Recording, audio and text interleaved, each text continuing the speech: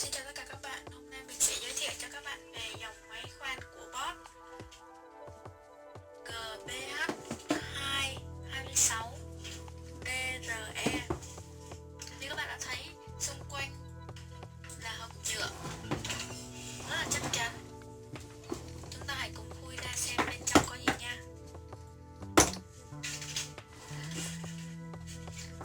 Chiếc máy gồm một phiếu bảo hành và một sách hướng dẫn sử dụng,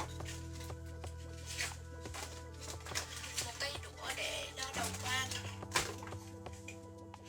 Và đây thành phần không thể thiếu là máy khoan GPH226DRE.